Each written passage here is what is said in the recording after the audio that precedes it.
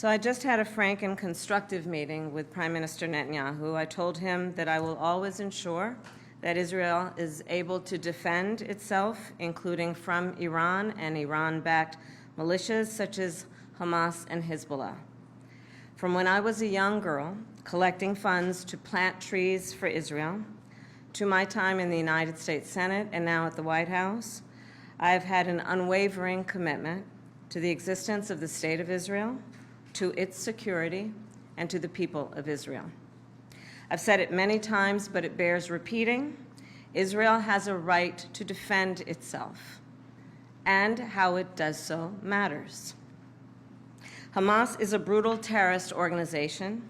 On October 7, Hamas triggered this war when it massacred 1,200 innocent people, including 44 Americans. Hamas has committed horrific acts of sexual violence and took 250 hostages. There are American citizens who remain captive in Gaza. Sagi Deko Hen, Hirsch Goldberg, Poland, Idan Alexander, Keith Siegel, Omer Nutra, and the remains of American citizens Judy Weinstein, Gad Haggai, and Itai Hen are still being held in Gaza.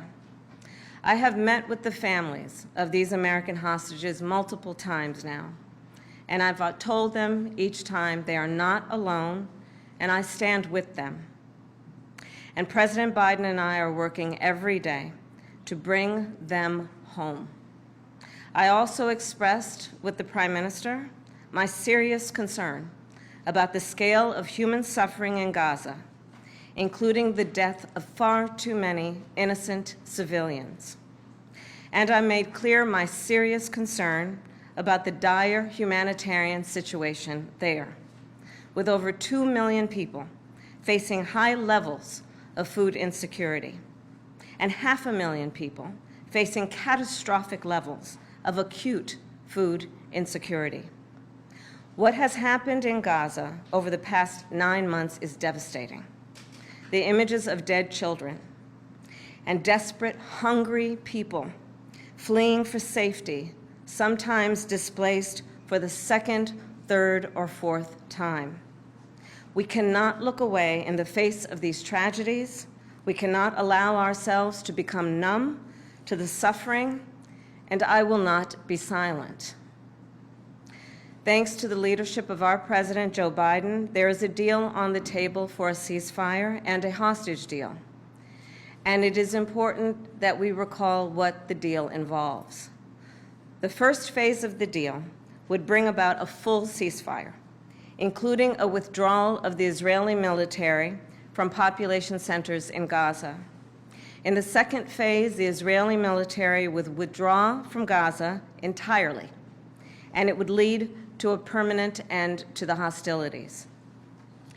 It is time for this war to end, and end in a way where Israel is secure, all the hostages are released, the suffering of Palestinians in Gaza ends, and the Palestinian people can exercise their right to freedom, dignity, and self-determination. There has been hopeful movement in the talks to secure an agreement on this deal. And as I just told Prime Minister Netanyahu, it is time to get this deal done.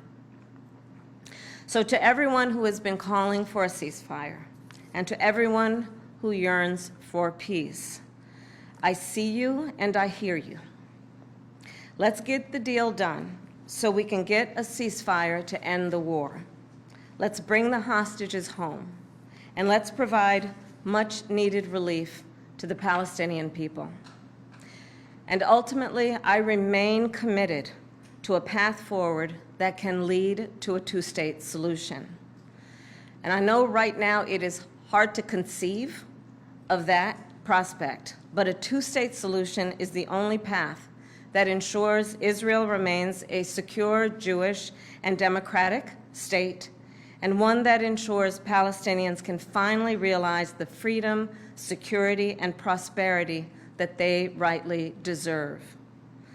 And I will close with this then.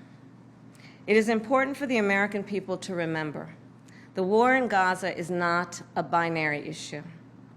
However, too often the conversation is binary, when the reality is anything but.